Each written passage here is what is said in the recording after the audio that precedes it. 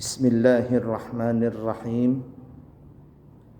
Assalamualaikum warahmatullahi wabarakatuh.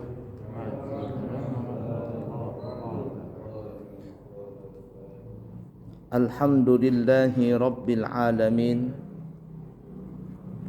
Allahumma fasalli wa sallim ala sayyidina wa nabiyyina wa maulana Muhammadin wa ala alihi wa ashabihi wa azwajihi wa dhurriyyatihi wa man tabi'ahum bi ihsanin ila yaumiddin, amma ba'du.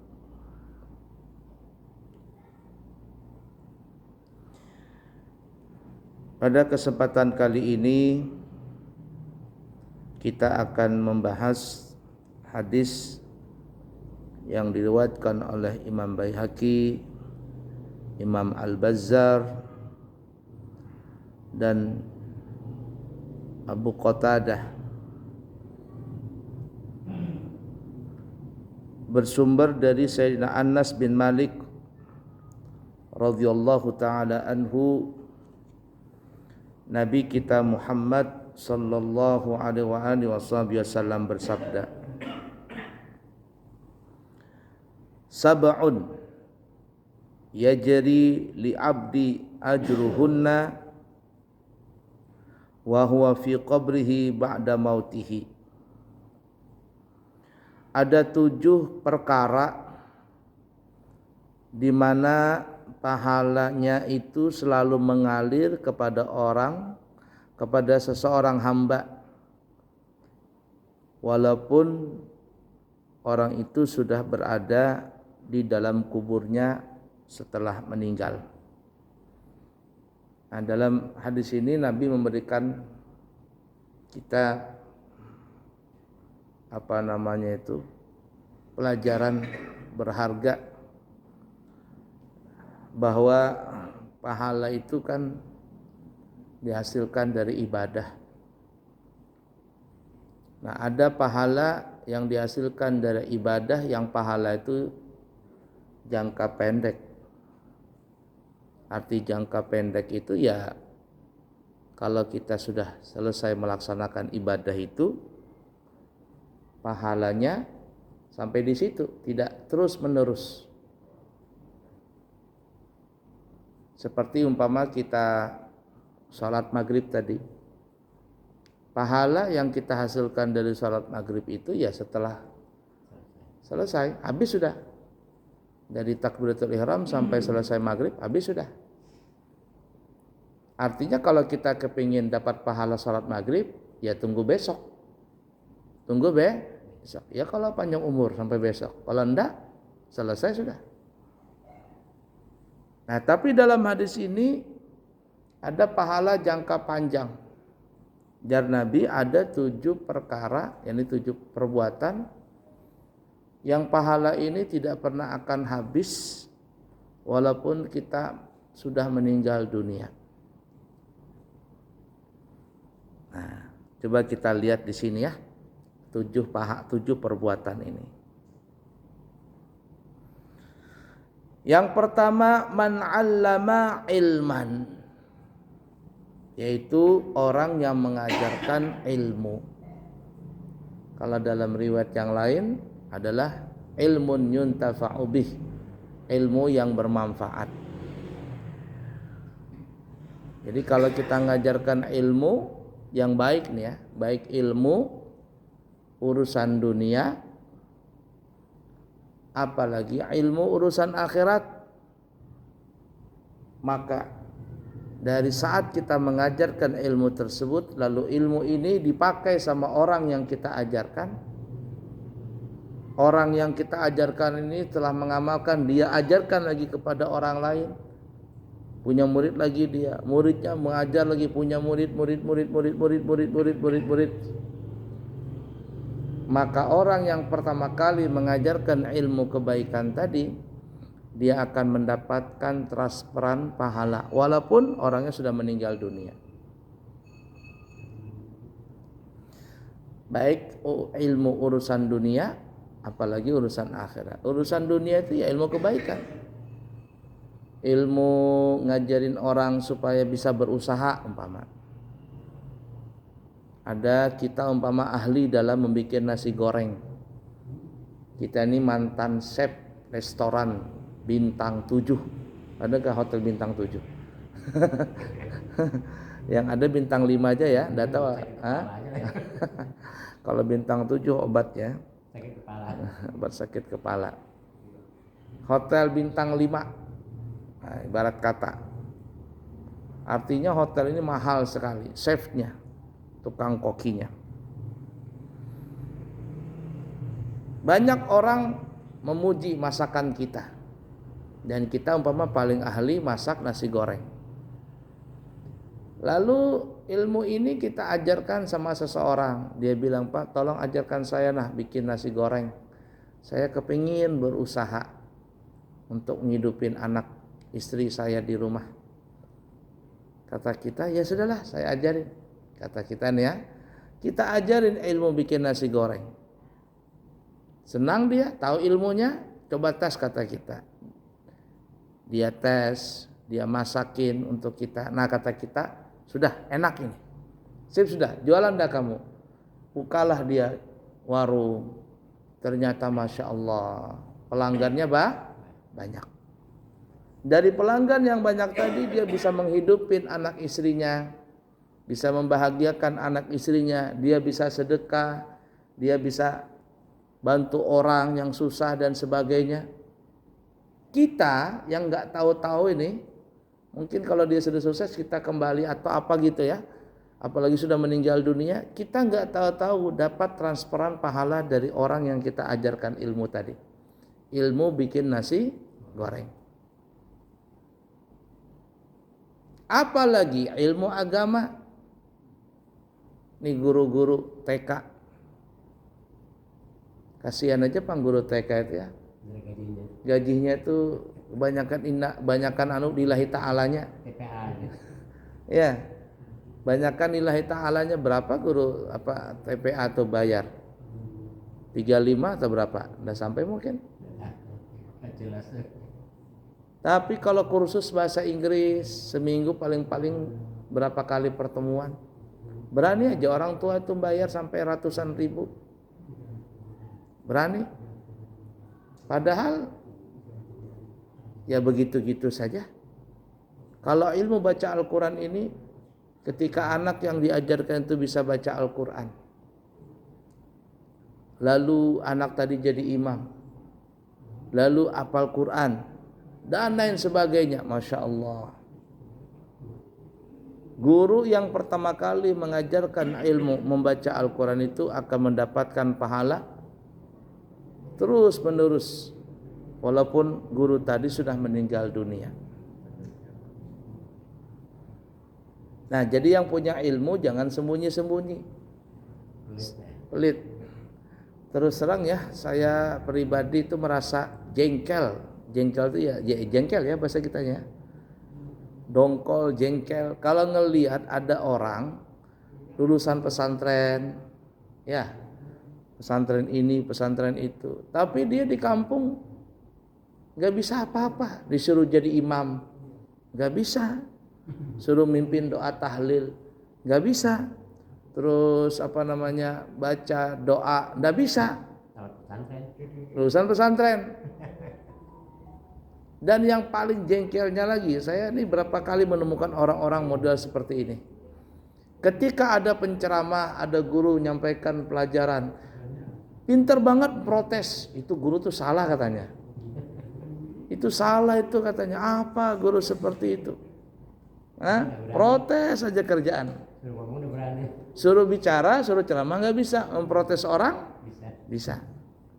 Itu saya banyak menemukan orang-orang seperti itu. Nah, ini ibarat kata tong kosong nyaring bunyinya. Nah, jadi nggak boleh punya ilmu disembunyikan.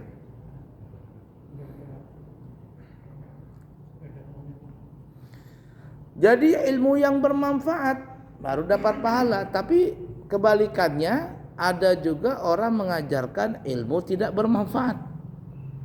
Dapat juga nggak transparan? Dapat, tapi transparan dosa.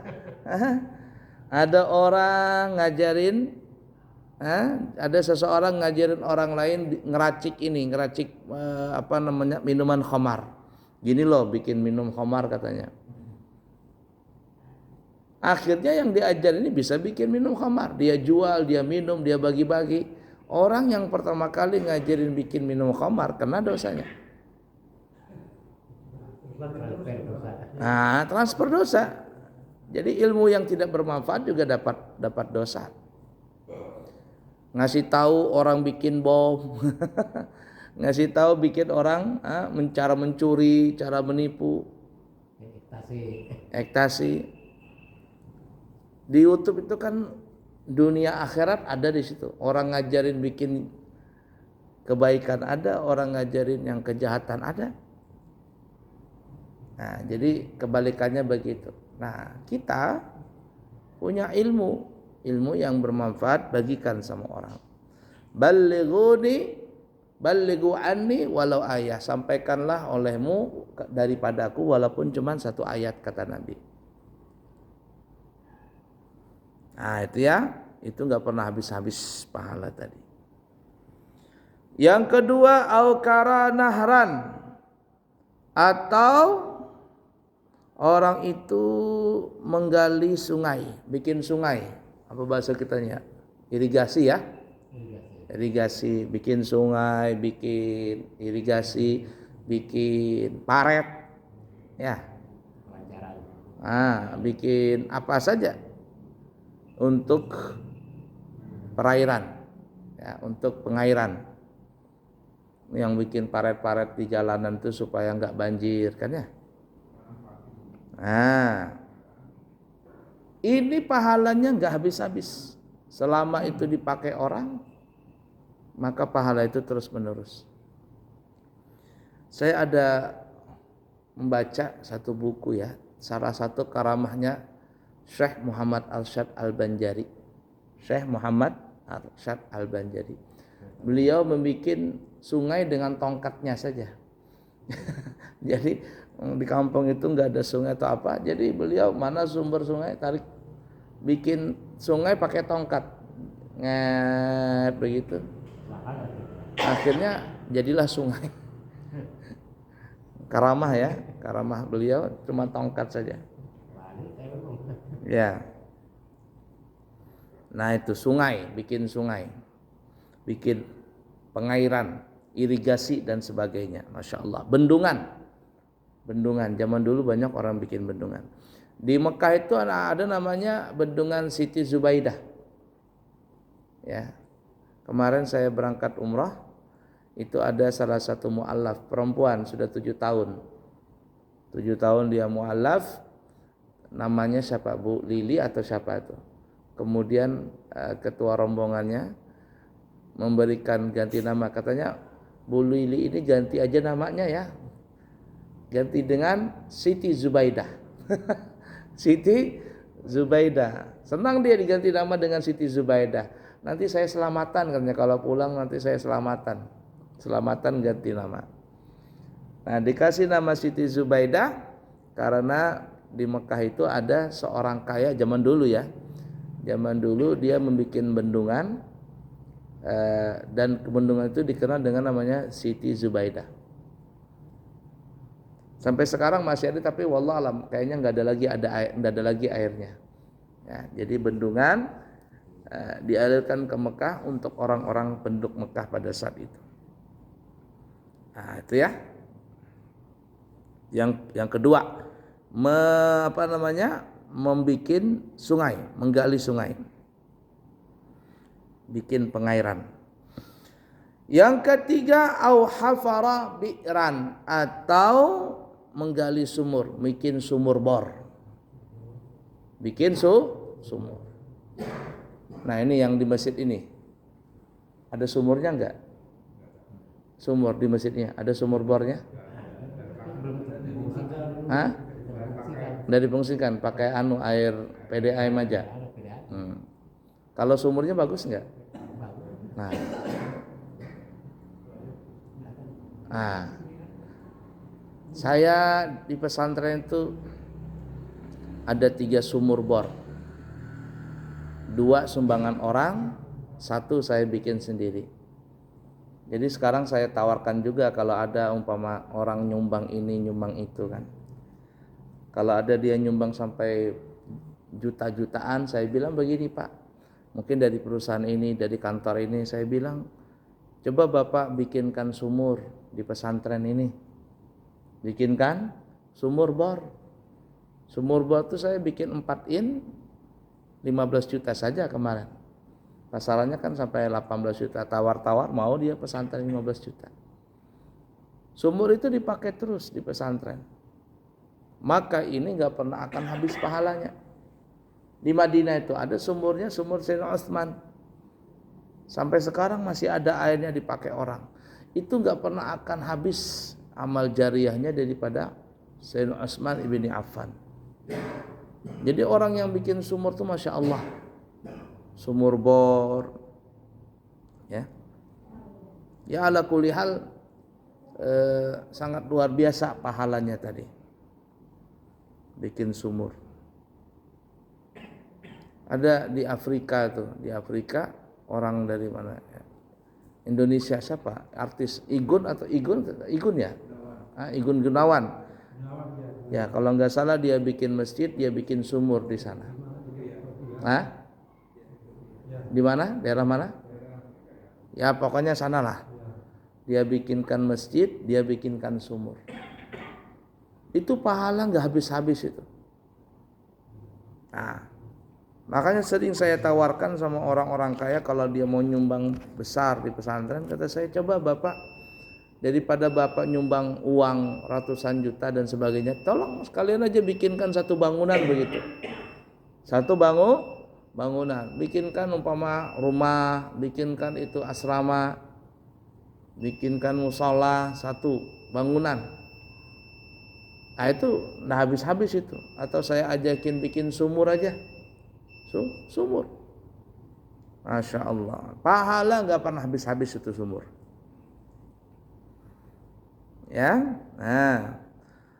Atau yang keempat kata Nabi, au gharasa nakhlan, atau dia menanam pohon kurma. Nanam pohon kurma. Ini kenapa hadis ini disebut kurma? Karena zaman Nabi cuma ada pohon kurma. ya kita kiaskan di zaman sekarang ini. Ya pohon durian, pohon mangga, pohon cempedak, pohon kelapa. Nih Pak Haji nih, rombongan sama jamaah Pasar Baru. Belum, cuma besar sudah. Nanam pohon kelapa. Ya, amal jariyahnya itu pohon kelapa. Lihatin orang zaman dulu itu pohon kelapa ditanam. Ya, yang sering saya dengar kabar tuh orang-orang dulu tuh kelapa, bambu. Itu selalu dipakai orang. Kalau dulu di Andil sana, itu pohon kelapa, satu keluarga itu dia pakepan buah pohon. Nah, jadi buahnya itu dikumpul nanti untuk ke masjid. Orang zaman dulu. Itu kelapa itu, bambu. Bambu itu banyak manfaatnya.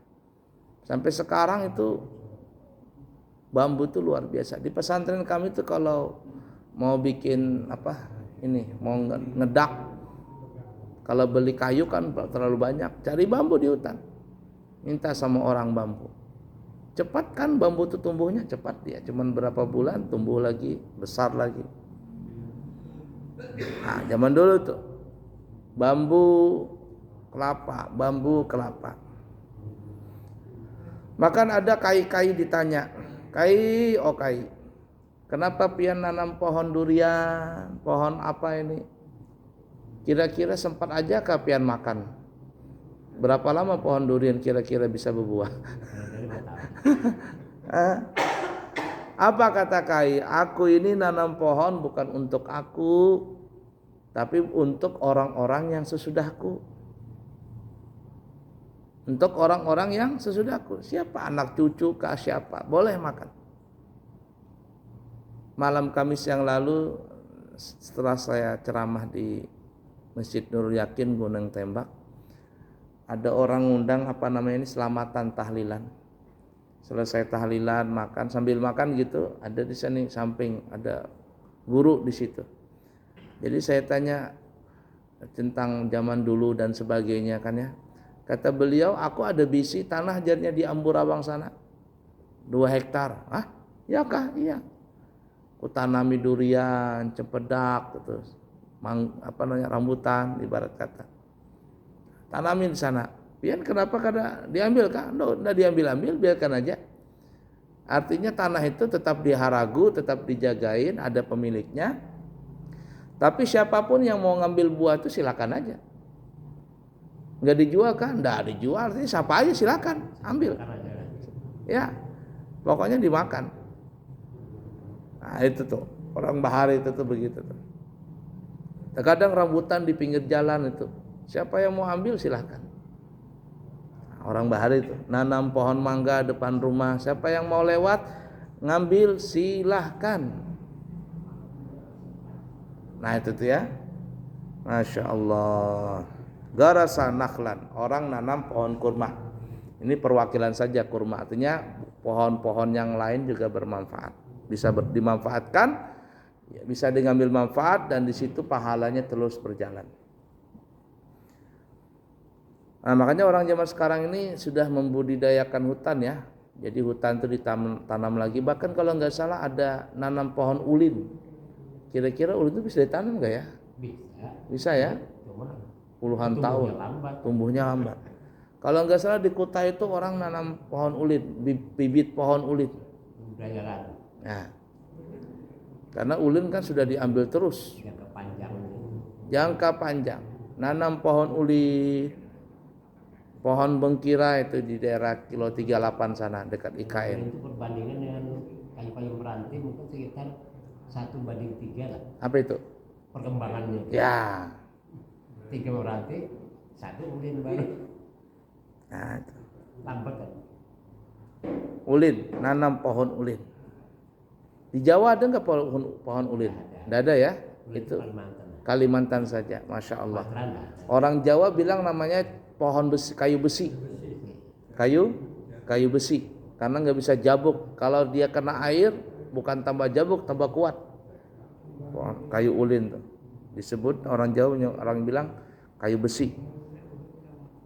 Nah, sekarang banyak ditanam kok. Ada pohon, kalau di Jawa pohon jati, orang nanam pohon jati kan ya. Nah, kalau kita ngelihat ke mana Tritip ke atas sana itu banyak orang bikin meja-meja apa semuanya. Ternyata itu kayu jati. Dari mana kayu jati? Ada orang tanam di sini katanya. Jadi beli bahan bakunya, diketam, dijadikan bangku, dijadikan macam-macam meja. Itu di daerah Tritip Manggar itu. Dari Jawa. Ada yang dari Jawa, ada yang dari sini.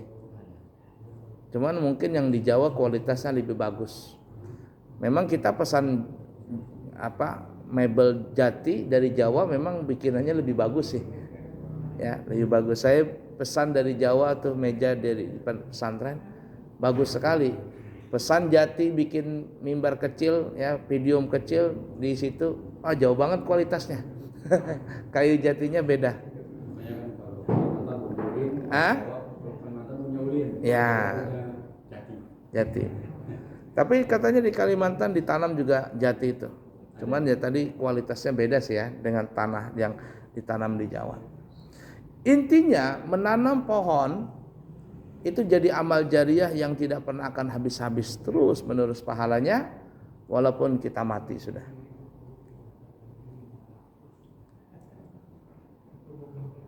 Yang kelima, ini perhatikan, ini banyak nih orang berlomba-lomba ini. Au bana masjidan, atau bikin masjid. Makanya kalau ada orang punya uang banyak nih ya, uang banyak. Kalau bisa dia sendiri yang mendonatori bikin masjid itu. Dia beli tanah, dia bangun masjid sendiri. Kayak Rahman. Ya. Satu orang mendonatori. Siapa? Sudah meninggal. Haji siapa? Haji Muslim. Subhanallah. Tanahnya tanah siapa? Tanah beliau juga, Wakaf. tanah wakaf. Nah, kalau banyak duit, umpama miliar-miliaran, apa yang disimpan-simpan? Bikinlah masjid, beli tanah, bikinkan masjid, wakafkan. Setelah diwakafkan, jangan ikut uruskan. Karena gini ya, ada orang punya tanah, bangun masjid atau bangun langgar, ya disolatin langgar itu sama masyarakat, tapi masyarakat ini nggak bisa tidak bisa mengatur atau tidak bisa mengurusi langgar tadi. Mau dimajukan supaya makmur tuh diadakan pengajian, diadakan inilah itu, nggak bisa. Kenapa? Karena yang punya ini, yang membangun ini ikut campur di situ. Bahkan yang parahnya sudah meninggal orangnya, anak cucunya ikut campur juga. Jangan. Jadi kalau memang lillahi ta'ala dia bangunkan masjid, dia serahkan ke masyarakat, kelola masjid ini dengan baik. Nah, di Balikpapan tuh berapa masjid ya dibangun oleh orang, maksudnya oleh seseorang, ya dari dana pribadi, masya Allah. Luar biasa tuh pahalanya. Kalau nggak bisa masjid mungkin langgar. Ini kalau kita bikin begini nih ya, kira-kira ada 2 miliar habis. Ya kalau sekarang mungkin 2 miliar ada ya. Sama kubah-kubahnya, sama apa semuanya. Kubah tuh mahal loh. Kubah itu bisa sampai ya. Tiang dalamnya ini besi tubing. Itu. Kubah itu bisa sampai 200, 300 atau yang besar sampai 500 juta. Kubahnya aja itu. Yang kubah yang sekarang modelnya zaman sekarang. Luar biasa. Nah, jadi kalau ada yang bisa bangun masjid, masya Allah. Tapi kalau nggak bisa bangun masjid, duit pribadi, ya ikut nimbrung lah di situ pahala. Ikut nimbrung. Belikan semen lah, belikan pasir kah, belikan koral kah. Semampunya. Kalau bisa dia semuanya borong, alhamdulillah. Kalau enggak ikut andil di situ lah. Nanam saham akhirat di situ.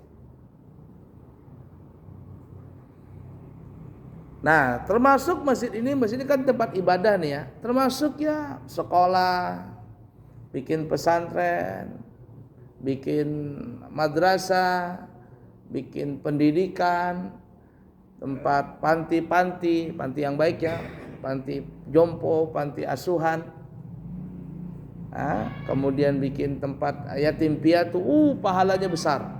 Kalau masjid saja itu pahalanya besar, bagaimana kalau ada orang bisa bangun masjid, bangun sekolah? Karena kenapa? Karena biasanya kalau bangun pesantren di dalamnya ada sekolah, ada asrama, juga ada masjid, lebih besar lagi.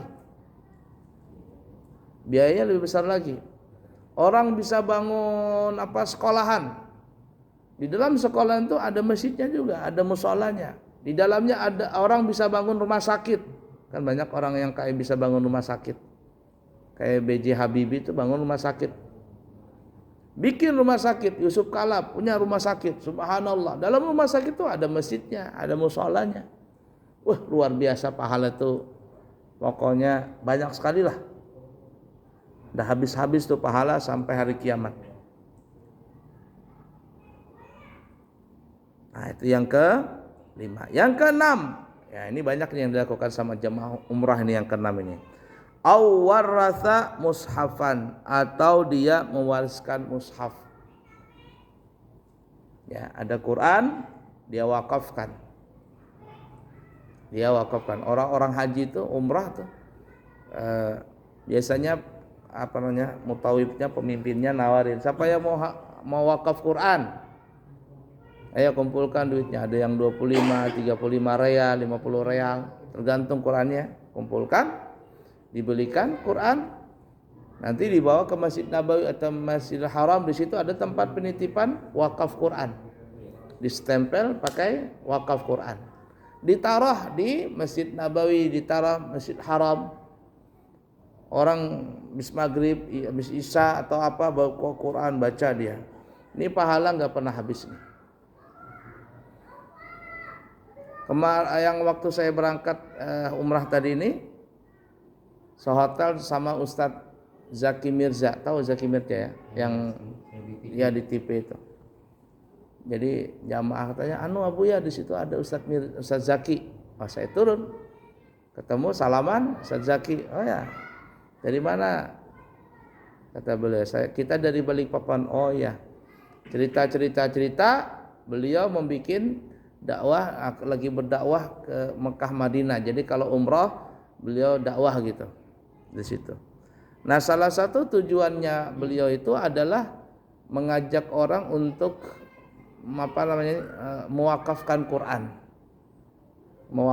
Quran dengan memberikan dana 250.000. Jadi dibelikan Quran, kemudian juga dana ini dikelola nanti diberikan untuk gaji guru-guru yang mengajarkan Quran. Saya tanya kemana itu wakafnya? Diberikan kemana Quran? Di pedalaman, di Papua, di mana-mana itu. Nah, kata saya, apakah sendirian aja? Enggak, kita punya tim katanya. Punya tim, jadi kayak bentuk yayasan Quran. Nah, jadi dana-dana masyarakat tuh dikumpulkan di situ, dikelola. Dibelikan Quran, dibagikan ke masyarakat pedalaman.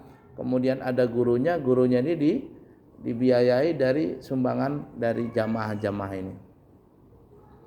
Subhanallah. Ustadz Habib Ahmad Habsyi yang penceramah yang lucu itu, yang sering juga di TV, itu juga begitu. Ada beberapa orang datang ke pesantren saya dari Samarinda, dari ini itu macam-macam ya. Karena mereka mendengar saya ada pesantren tahfiz Quran, mereka datang membawa Quran, ketemu saya, ngasih Quran berkotak-kotak, ratusan Quran dikasih. Ya, ratusan Quran. Kata saya, ini Quran terlalu banyak ini. Terlalu banyak di pesantren. Sedangkan santri juga sudah punya Quran masing-masing. Kata saya, sayang nih Quran orang yang diwakafkan di sini, diberikan ke sini, enggak dipakai. Lalu ada teman, dia curhat di WhatsApp grup, dia bilang katanya saya dakwah di pedalaman di daerah Kalteng, daerah Kalbar, di pedalaman Dayak sana. Katanya di sana kekurangan Quran. Siapa tahu ada yang mau nyumbang Quran. Langsung saya japri. Saya bilang, Ustaz, kalau mau Quran datang ke pesantren saya. Tapi jangan pakai motor, pakai mobil pickup kata saya. Pakai mobil pickup. Bawa tuh Quran itu sumbangan orang, bawa ke pedalaman sana. Nah, lalu dia ngutus teman timnya datang ke pesantren saya nggak ada juga waktu itu. Saya bilang sama santri, tolong itu ada tamu nanti bawa Quran tuh angkut semuanya. Berapa ratus Quran taruh di mobil pickup. Masya Allah. Masuk ke pedalaman di daerah Dayak sana.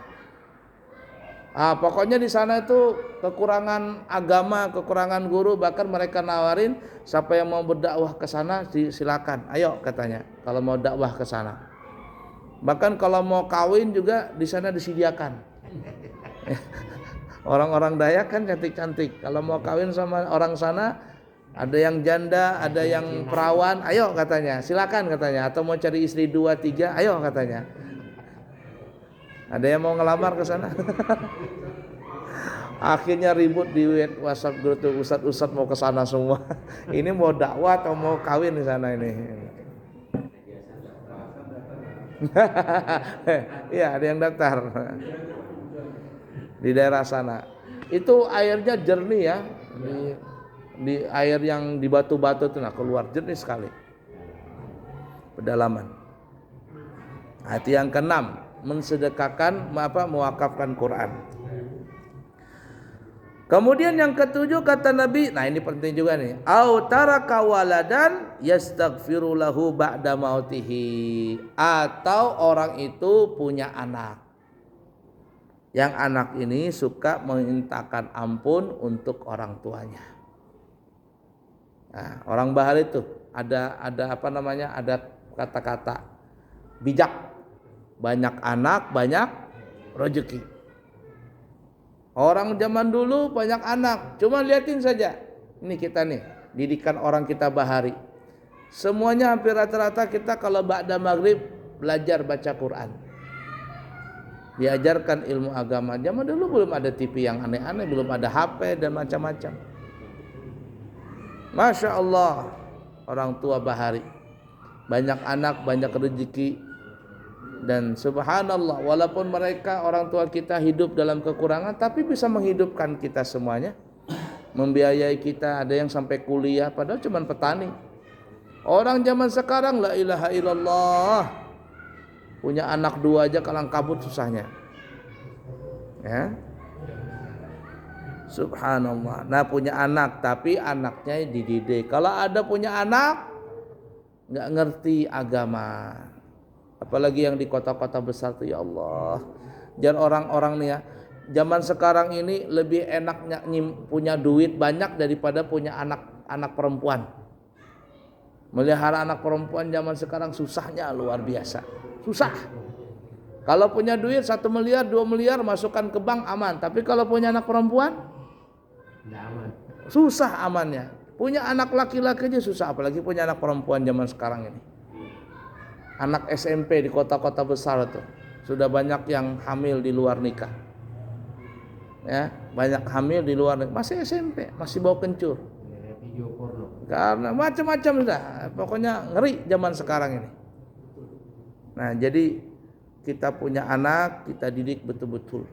Jangan sampai anak kita itu salah belajar, salah pergaulan, yang akhirnya kita punya anak yang tadi anak bisa membawa kita masuk surga, tapi gara-gara anak itu yang salah didikannya bisa membawa anak itu ke dalam neraka. Nah, itulah hadis yang disabdakan oleh Nabi. Jadi kalau kita bisa raih 7-7-nya, alhamdulillah. Ilmu yang bermanfaat, membuat aliran sungai, membuat sumur, nanam pohon, bikin masjid, mewakafkan Quran, dan yang ke-7 punya anak yang mengerti tentang agama Allah. Inilah yang kita bisa sampaikan, semoga bermanfaat. Hujan ya? Saya mau ceramah nanti Isra Mi'raj nih. Ya ala kulli hal. Semoga kita bisa mengamalkannya. Insyaallah nanti saya berangkat umrah tanggal 2 Februari. Ya, 2 Februari berangkat umrah lagi bawa rombongan. Kembali insyaallah mungkin tanggal 16 Februari. Ya. Bulan puasa kalau memang jadi saya berangkat lagi bawa jamaah. Siapa tahu ada yang kepingin umrah 32 juta dari Balikpapan, tapi kalau bulan puasa 42 juta. Kalau ada yang berangkat haji langsung berangkat 30 hari itu harganya 195 juta. Di tempat lain sudah 220, 240 dan seterusnya, kita masih buka harga 195 juta. Siapa tahu ada yang kepingin berangkat haji atau umrah, insyaallah kita akan membantu niat para jamaah semuanya. Yang baik dari Allah, yang buruk dari pribadi, minta maaf, minta ampun. Subhanakallahumma wa bihamdika asyhadu an la ilaha illa anta astaghfiruka wa atubu ilaih. Wa akhiru kalam, wassalamu alaikum warahmatullahi wabarakatuh.